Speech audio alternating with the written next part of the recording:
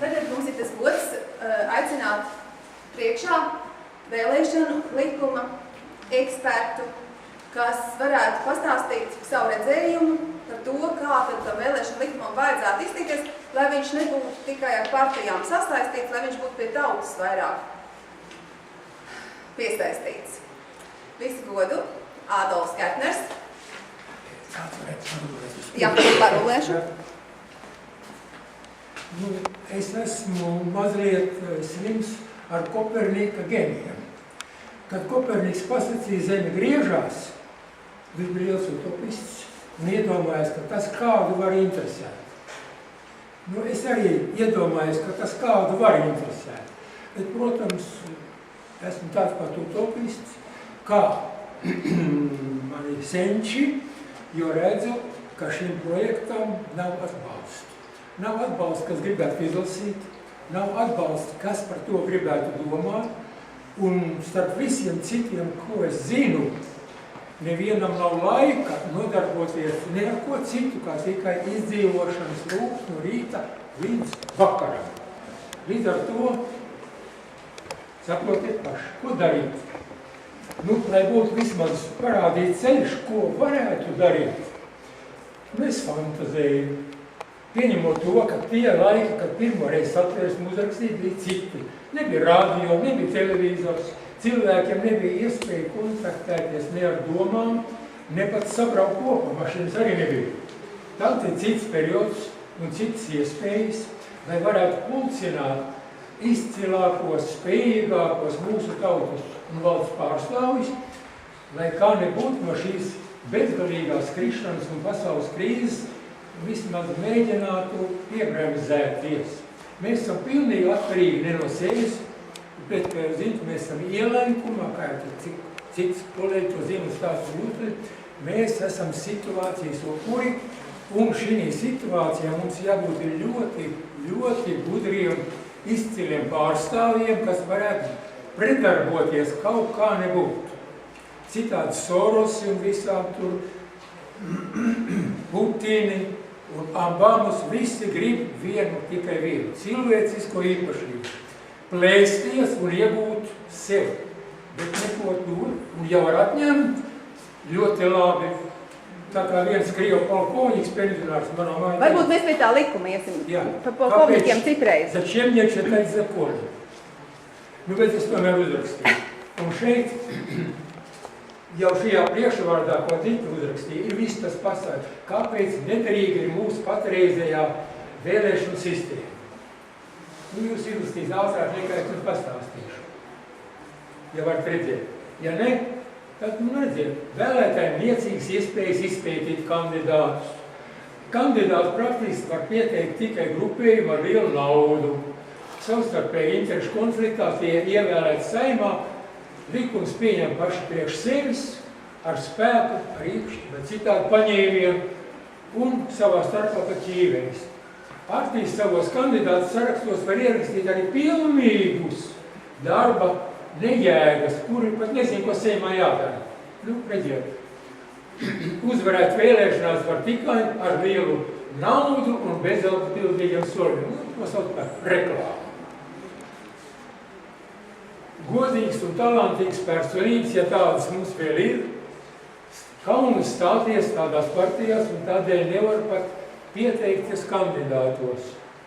Tās ir vēlēšanas bez izvēles, ja balsošana par mazāko ļaunumu, kā mums stāstīja, piemēram, Vienotība, vēlēšana reforma biedrība, kurā es arī mazliet darbojos. Šādas vēlēšanas ir kā dumšs eksperiments, kas, vajadzētu parulēt. Jau atkārtoja 10. reizi, un rezultāti ir gluži tie paši. Tātad visu to kopā, kā saka ķīmija, ja es atkārtoju vairākas reizes to pašu eksperimentu un gribu dabūt citu rezultātu, tad to sauc par idiotismu. Jā, ko nu darīt? Ko nu darīt? Braucam tālāk.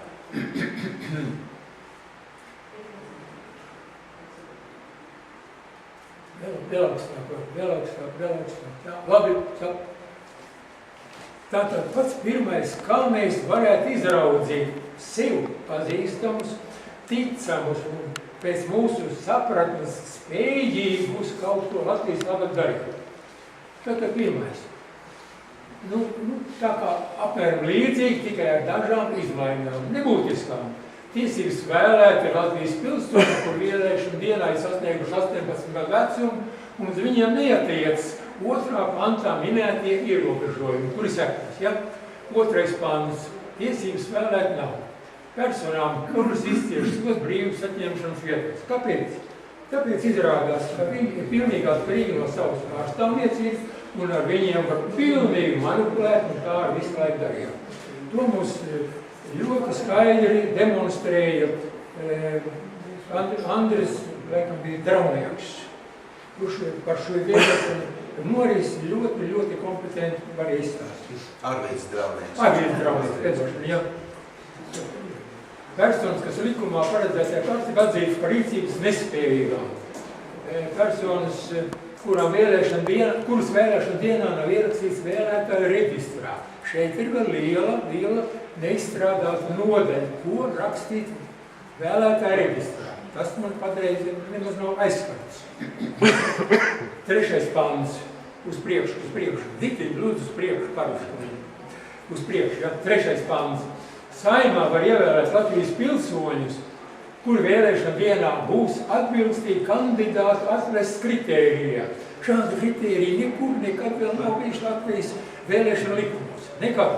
Kritēriju. Ja jūs gribat stāties universitātē, jums ir kaut kāda kritērija jāiztur. Jāiztur eksāmenes un tā tālāk. Ja jūs gribat ieņemt atbilstīgu amatu pie kaut kādu biznesmeņu vai tālāk, viņš tur jūs paprasīs. Vai tu to vari, vai tu to spēji, vai tu to gribi un tā tālāk. Tā. Par tiem kritērijiem, ja? Tātad, kāds ir kritērija? Pirmais, ierakstīt vēlētāju reģistrā. To jau mēs zinām. Ir vecuma robežās no 25 līdz 70 gadiem. Nevis tā kā man jau 79. Ko es darīšu Seimā? Es tāpat gulēšu kā Pauls un Kalniņš, vai es kaut ko citu darīšu? Ko es tur darīšu? Varbūt mēs tā ātrāk, ja? Nediskutēsim katru punktu tik daudz. Vismaz 5 gadus pēdējo 10 gadu laikā ir dzīvojuši Latvijas teritorijā. Teicam pārvaldu valsts valodu, vidusskolas kursa apjomā. Ir pēdējos 3 gados kļuvuši plaši pazīstami. Pēdējos 3 gados. Plaši pazīstam ar publikācijām, ar aktivitātēm sabiedriskos mēdījos par valsts politiku. Tātad ar publikācijām un ar sabiedrisku plašsaziņas līdzekļiem. Ja es 3 gadus viņu neesmu novērojis, diez vai viņam var ticēt. Apliecinājuši zināšanas likumdošanā, iesniedzot vismaz vienu savu argumentētu likuma projektu, sagatavot jau iesniegšanai Seimā. Es nevaru savu projektu. Savu likumu projektu nevis pļāpāšanu. Un tā tālāk. Neslimo ar kaitīgiem ieradumiem, smēķēšana, alkohola, azartspēlēm, narkotikām un nav saistīts ar to biznesā. Piemēram, Duplavs, viens no Latvijas nodziedītājiem, lauksaimniecības ministrs, viņam ir piebalgā alus brūzes, kurā brūvē tādus alus, kādas ir pieprasītas. Nav saistīta ar offshore zonām biznesā un tā tālāk. Tie ir tie galvenie kritēriji, kuriem pēc tam, protams, būs ne to un tā tālāk. Uzrāda savu un katru savu pirmās pakāpes radanieka bagātības virs 100 000 latu izcelsmi. Rembergo būs jāparāda, kā viņi dabūja. Šķēlim arī un tā tālāk. Tālāk. Kandidāts reģistrēšana, tā ir ļoti oriģināla lieta, kāda nekur pasaulē nenotiek. Reģistrēt personīgi pieteikušos, nevis sarakstu. Partija iesniedz sarakstu, un tai sarakstā visi savus paklausīgos mīluļus, kā grib tā iestādāt. Kandidāti ierobežotā. Reģistrēt personīgi pieteikušos kandidāti ierobežotā laikā no 3 līdz 2 gadiem pirms noteiktās Saeimas vēlēšanas, no 3 gadiem iepriekš. Kad sāk šo Saimu pēc 4 gadiem, tātad kandidāts sāk reģistrēt 3 gadus iepriekš. Kāpēc? Lai viņš gatavojas darbam, ja viņš nav gatavs, nezin kaut ko, vai mācās, lai pēc pasaules situāciju un tā tālāk. Tā. Un tātad arī kandidāta reģistrācija jāpārtrauc 30 dienas pirms vēlēšana dienas, jo tad būs visādi kompromati uzspēlēt, par kuriem nevar atbildēt neko vairs. Tā. Un kas kandidātam jāiesniedz? Tātad pašvērtējums par gatavību strādāt Saeimā. Tas ir līdzīgs CVK. Sagatavot likuma projektu iesniegšanai, ja tu nevienu likumu nevari iesniegt, ja visi esošie likumi ir tik labi, nu kur tu lieki? Kur tu lieki? Ko tu tur darīsi? Ko tu mainīsi? Ko tu nejaunīsi? Visi kārtīgi. Apgalvojums par atbilstību 3. panta kritērijiem. Ziņas par sevi, pēc sevi kā vienots forums un nākošo. Uz priekšu.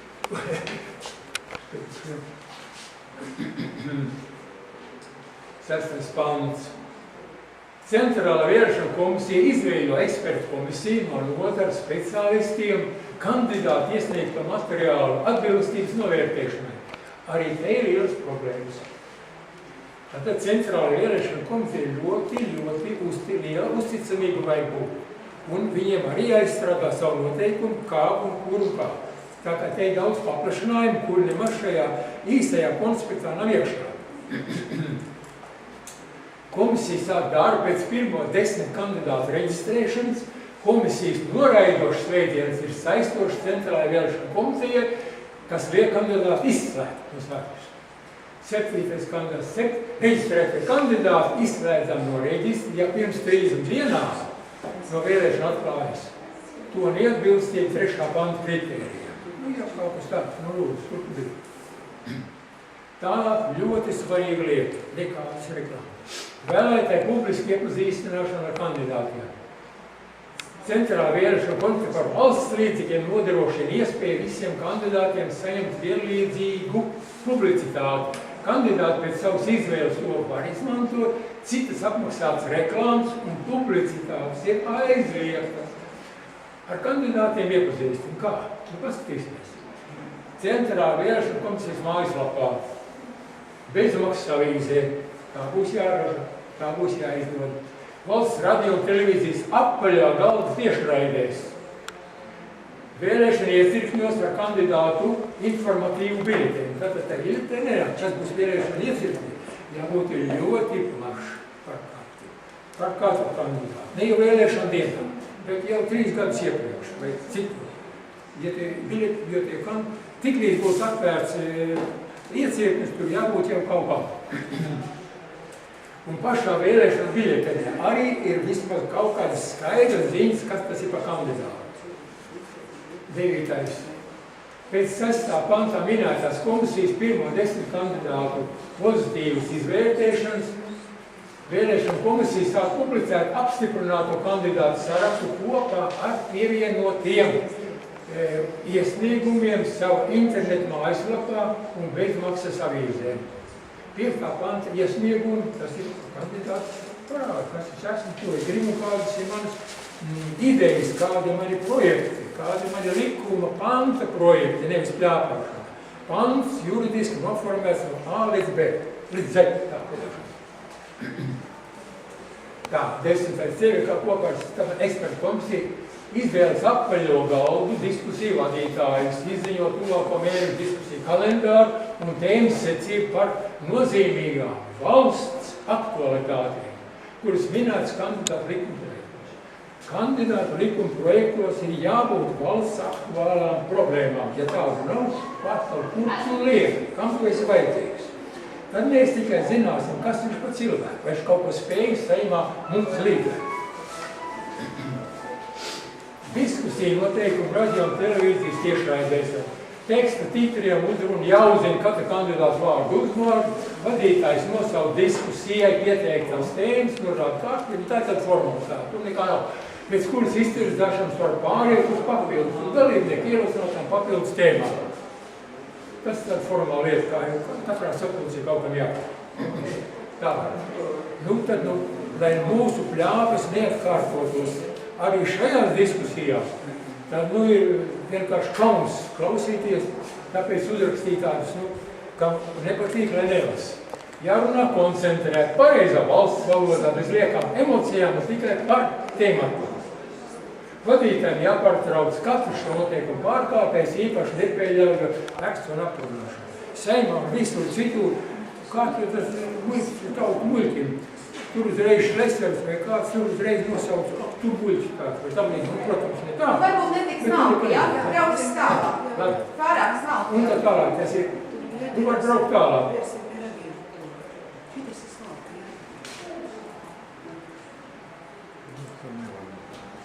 Tas tā viss. Tātad mazliet 7. apakaļ, tas laikam ir svarīgi. 7. jā.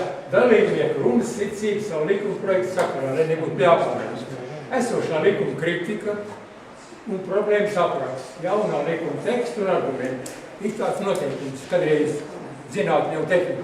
Ja tu kritizē kādu likumu vai parādību, tu drīkst darīt tikai tad, ja tev ir kaut kāds labāks priekšlikums. Un priekš. Drīkst pieteikt jaunas problēmas likuma projektu. 12. pants. Sabiedrībā plaši atbalstīts kandidātu likuma projekts centrāla vēlēšanu komiteja iesniedz jau esošā saimā to izmantošanai. Pirmo reizi pasaulē. Vai tā drīkst būt? Tāpēc ir pamāri smējās.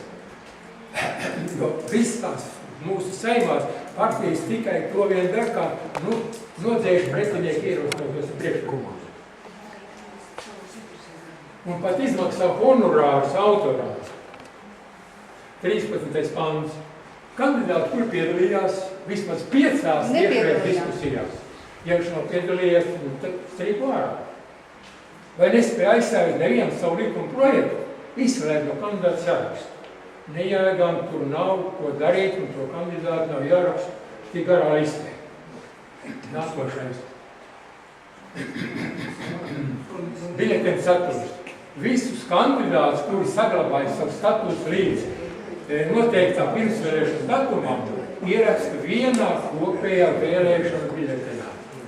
Vienā, nevis partiju sarakstos, viena partija, otra. Vienā ar vārdu dzimšanas gadu un savu likumu projektu, lai cilvēki, kas nekā nav zinājuši, vismaz orientējas par kādu likumu viņš ir.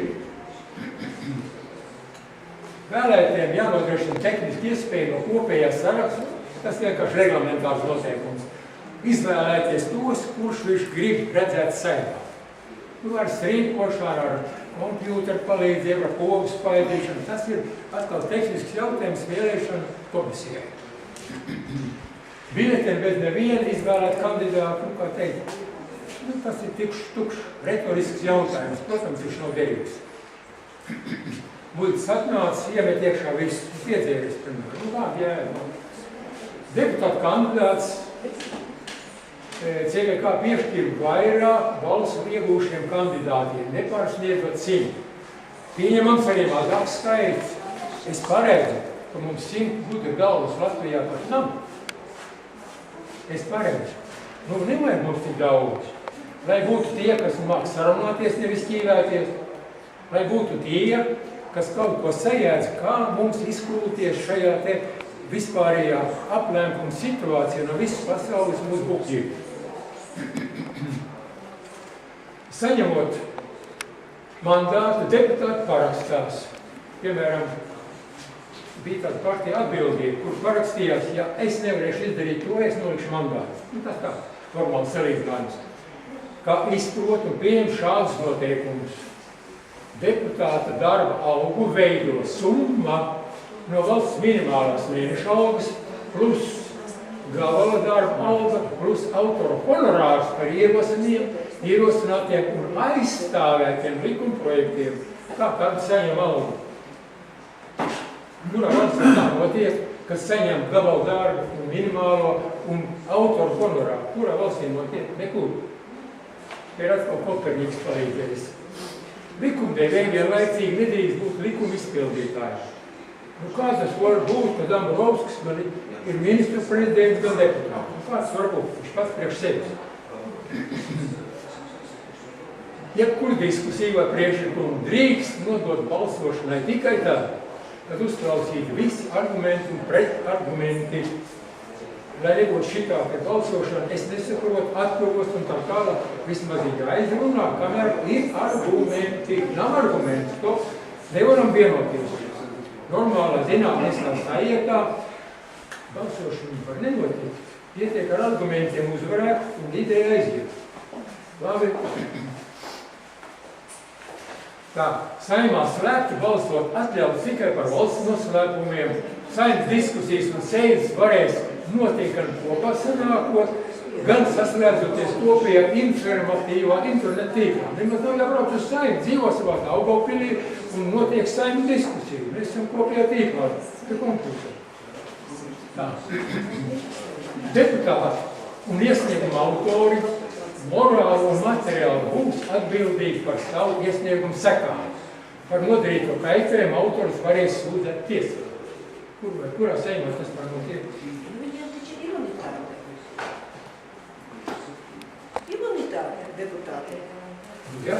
Bet vai šeit par imunitāti ir viens vārds? Ko tad mēs tur jau vajag kaut ko savā? Tā. To visu uzzīmē. Nu, ja tālāk varam? Jā.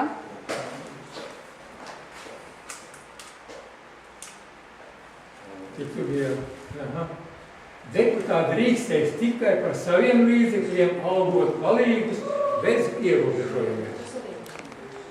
Ja tu neesi jēdzīgs, tad paņem palīgus, ja tu gribi. Bet atcerieties parunu. Pasakiet, kas ir tavi draugi, un es pateikšu, kas esi tu. Savu laikam ir, ja? Jā. Jo turpinājums šim projektam varbūt ir daudz. Es tehniskos rakstu vispār, kā norisināt pati vēlēšana, kur braukt ar urnām, un tā tālāk. Tas ir daudz specifiski jāstrādā. Man ir viens jautājums. Jūs saprotiet, es domāju tā, ka pirmkārtām, ja mēs arī gribam, lai mūsu vēlēšanas notiktu godīgas, kad tuvojās ārkārtējas saimnes vēlēšanas, pirmkārtām ir jāskatās, kā jūs teicāt, liela uzticība vajadzētu būt centrālajai vēlēšanu komisijai, vai cik cimders mums ir uzticīgs. Jūs zināt, kas tad notika 2. oktobrī? Kā tas varēja būt?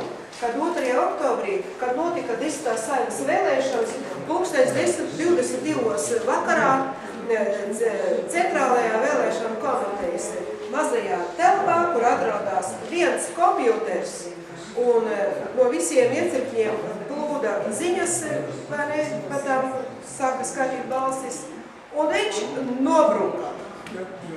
Tā, ja mēs gribam, lai būtu godīgas vēlēšanas, mums to vēl varbūt arī vajadzētu, un ja gribam kaut kādas pārmaiņas, tad cimders.